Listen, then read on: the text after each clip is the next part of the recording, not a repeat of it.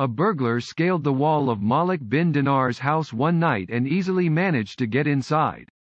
Once inside the house, the thief was disappointed to see nothing worth stealing. Malik was busy performing prayer. Realizing he was not alone, he quickly ended his prayer and turned around to face the thief.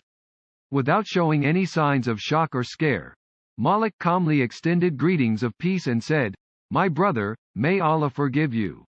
You entered my home and found nothing worth taking, yet I do not want you to leave without taking away some benefit." He went in another room and came back with a jug full of water.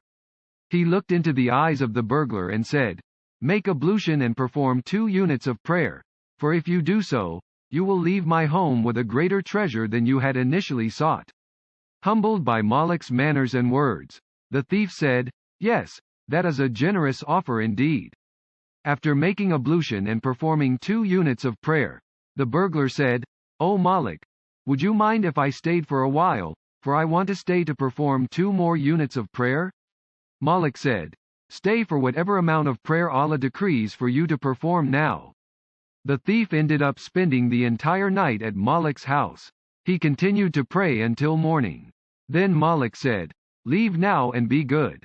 But instead of leaving, the thief said, "Would you mind if I stayed here with you today, for I have made an intention to fast?" "Stay as long as you wish," Malik said.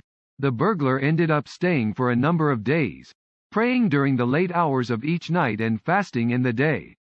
When he finally decided to leave, the burglar said, "O Malik, I have made a firm resolve to repent for my sins and for my former way of life."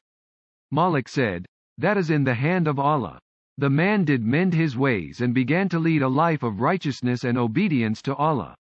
Later on, he came across another burglar who asked him, "Have you found your treasure yet?" He replied, "My brother, what I found is Malik bin Danar. I went to steal from him, but it was he who ended up stealing my heart. I have indeed repented to Allah, and I will remain at the door of His mercy and forgiveness until I achieve what His obedient, loving slaves have achieved." Al-Mawa'i wal Majalis, 85.